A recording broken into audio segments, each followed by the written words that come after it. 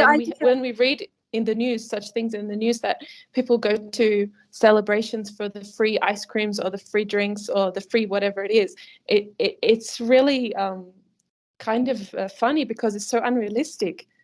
Because really, it's a lot of trouble for an ice cream. But it tells you about their psychology, the person who's saying that, more than it tells you about the event. Maybe they really want an ice cream. I'm curious, like, what would motivate that kind of like fear of the Shia unity or something like that, or I don't know. It's a general thing that gets said about any time there's any gathering in Iran that is not some kind of opposition movement. It tends to be labeled a free something or other. And it's usually a very small thing. Yeah, so it's I guess it's not a very realistic perspective, but it also gets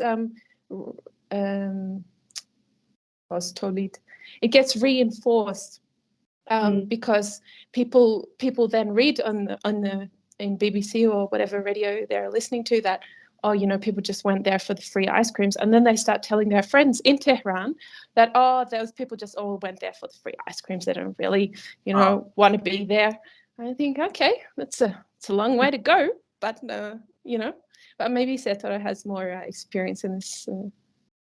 Well, yeah, I remember at some point, like, there have been different things like free ice cream, or at some point there was free Sandis, as we say, which was a brand of like those canned drinks and things. And the idea is that, like, for them, anything as big as that cannot be organized. Like, they think that if something is organized by some governmental body, be it even the municipality, people won't go because, like, everybody is against the establishment, so they wouldn't go. If they go, it's only because they want to get an ice cream or a free drink or free food. It cannot be any other reason.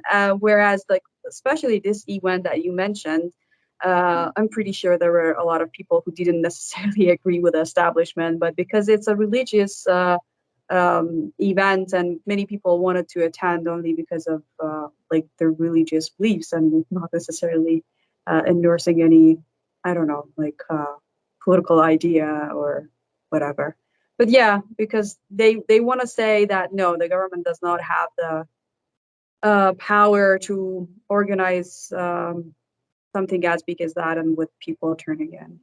Yeah, it's mainly just delegitimizing. So it's a way of saying that when people gather for us, it's because they really want to be there and they believe in their hearts. And when people gather on other occasions, it's because they want free stuff. But also, I think if it's coming from foreign media, it probably is showing the insecurity and the threat that unity among Iranians, like apolitical unity among the Iranians, it poses to Western aims in the region, which is destabilization and fracturing of the country into groups where there isn't unity. So, like, if you see a large unity that isn't, like you said, an opposition protest, it has to be labeled as some sort of freak thing because there's no way Iranians could be a cohesive group of people. That's sort of how I would guess if it's coming from the West. Yeah, sure. And as Setara said, there are some people that went because they wanted to have fun. There are some people who were like, hey, let's celebrate. There are some people who were like, this is really important for me and my religion. There are some people who are like, oh, Valias is closed. What's going on? Let's go and have a look.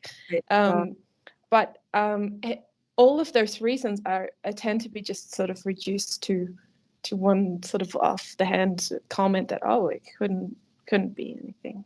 Yeah, well, that would make sense from that. And like your comment before, also, that in Australia or in the U.S., this same like view of the outside is perpetuated. Like just you're talking about like being free to talk about politics in Iran would be something that Americans would say is not possible. They would say, if you said which country would you be more likely to talk about politics in, and you put a list, Iran would be at the very bottom because the idea is like, Iranians are oppressed people. The mullahs prevent any kind of fun or joy, and so it's like there's this whole narrative where, and in the inside of Iran, you're getting from the same source, the same Western capital controlled media, you're getting the same narrative about inside of Iran and this imaginary state that doesn't exist with your eyes. It only exists when you read about it, not when you see it. So yeah, that's